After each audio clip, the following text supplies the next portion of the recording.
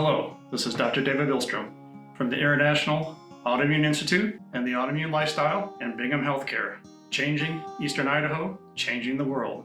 And the world we're changing today is anxiety and depression. We will discuss the causes, we'll discuss the treatment, and when I say treatment, I mean making it go away and stay away without needing medicines long term.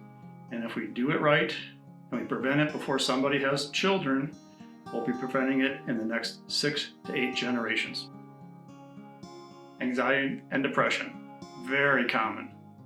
But just because it's common does not mean it's normal.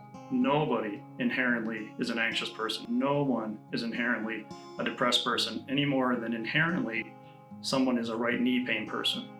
There's always a cause when you have anxiety and depression. Fortunately, we know what causes anxiety and depression, chronic disease in general. And because we know what the causes are, puts us in a very good position to treat it and make it go away. Now, for some reason, when people get brain stuff like anxiety and depression, we tend to think it's just us, just my brain. That's just how I am. That's so silly. That's not how it is. There's always a cause. Every day I get people coming in and they say, I'm just an anxious person. That's me. I'm an anxious person. I've always been an anxious person.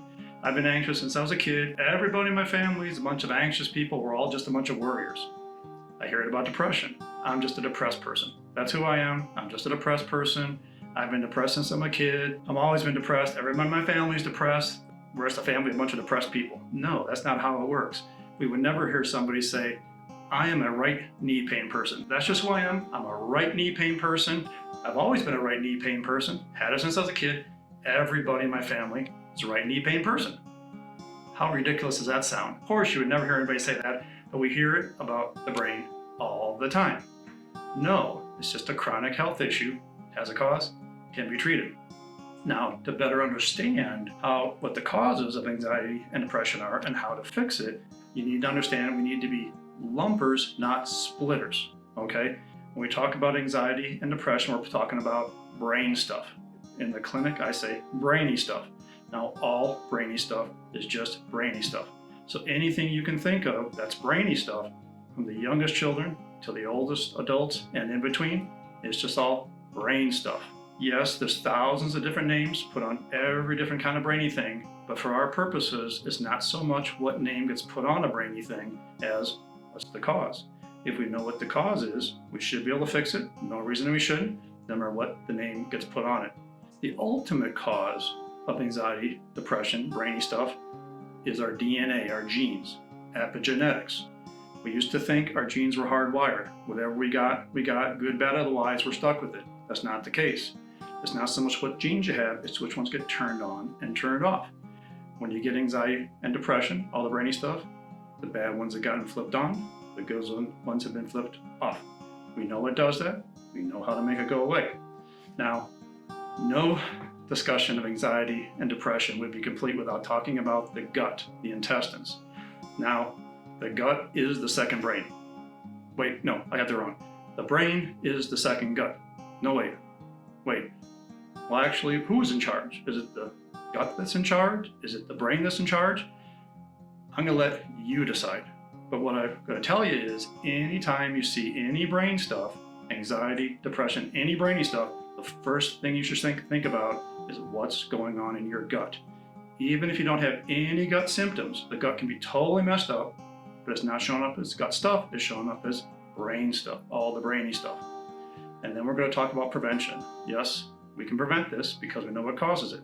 And if we do a good job, we're going to prevent it not only in you and your children, but in the next 6 to 8 generations.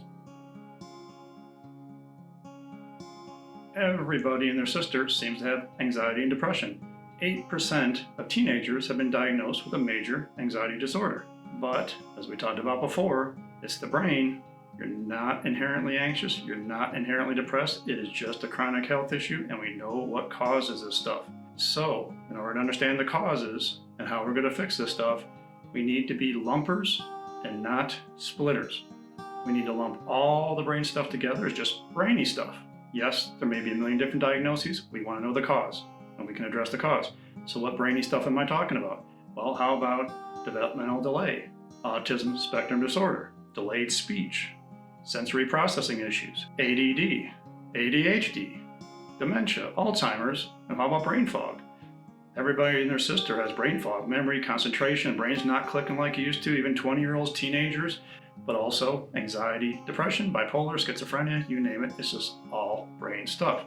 Now, a fabulous article in the Canadian Journal of Psychiatry, 2014, entitled, "Is Anxiety Best Conceived as a Unitary Condition Unto Itself? The Benefits of Lumping Compared with Splitting," does a fabulous job of explaining why it's not a million different diagnoses. We would be better served to treat them all as just brainy stuff, and then we go after the cause and not just symptom control with a specific medication that doesn't fix the underlying issue. So ultimately, what causes all this brainy stuff?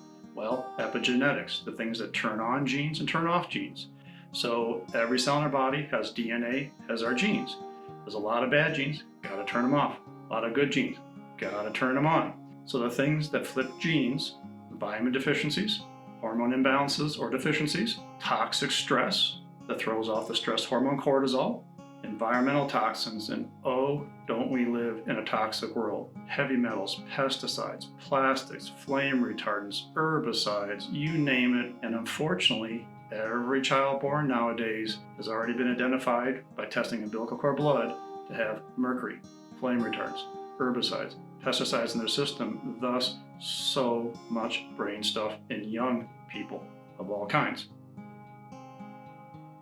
Infections, but not the infections that you're familiar with, not the ones that give you a high fever, give you diarrhea, the obvious ones, sneaky infections. The infections that drive not only anxiety, depression, all the brainy stuff, but all chronic disease. The immune system is involved in all chronic disease. So these infections get in basically with cloaking devices. They hide from your immune system. Thus, you don't get the fever and the things that you associate an infection with. But they hide, and over months, years, and decades, they just create more and more and more inflammation. Now, depending on which infection gets in, they go to different body parts. Some love to go to the brain, create all the brainy things.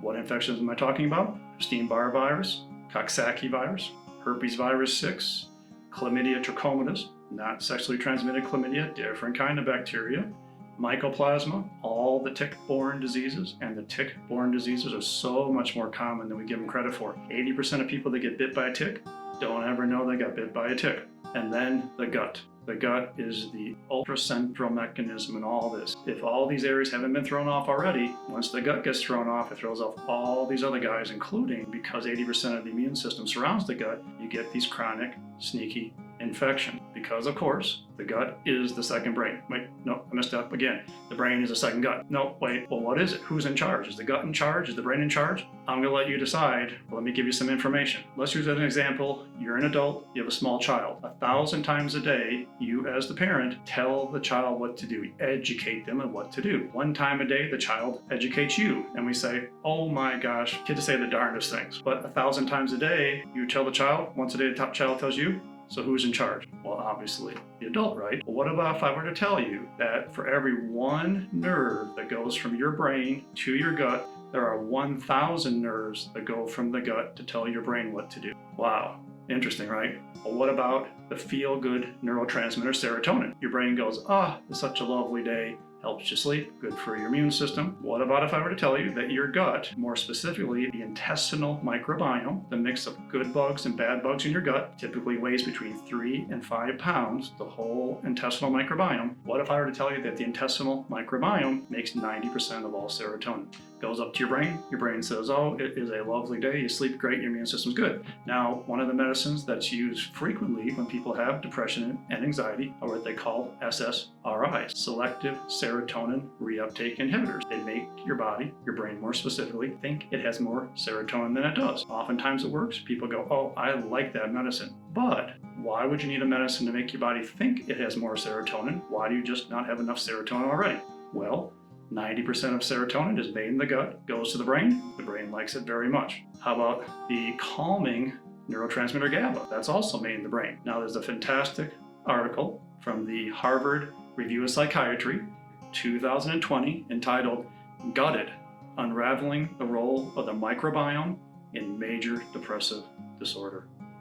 And the gut makes hormones.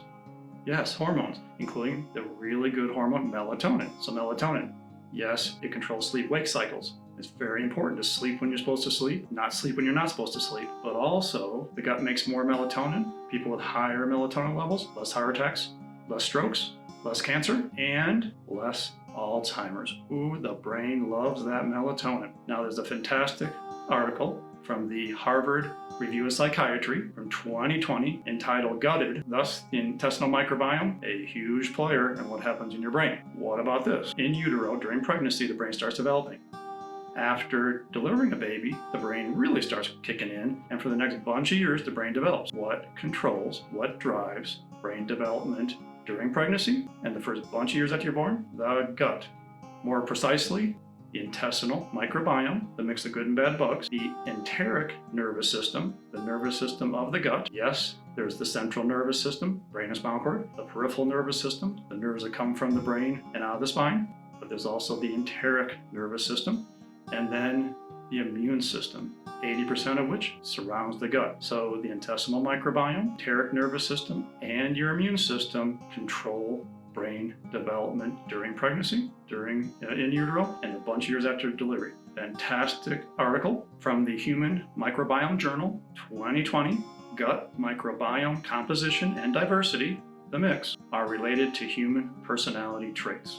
The intestinal microbiome, can you believe it? The intestinal microbiome actually controls personality traits?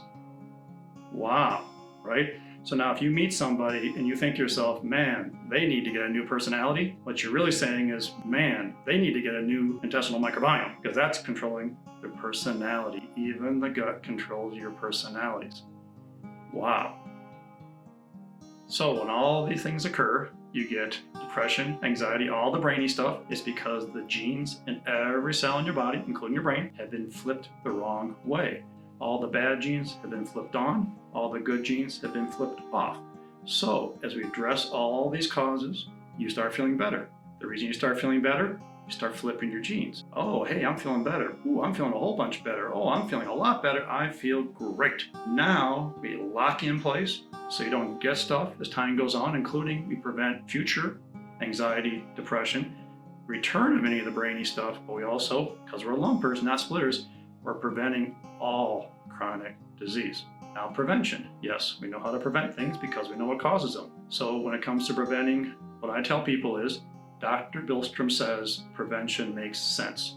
S-E-N-S-E, stress management. We live in a crazy, stressful world. It's always something. So we always have to be doing things to manage stress optimally.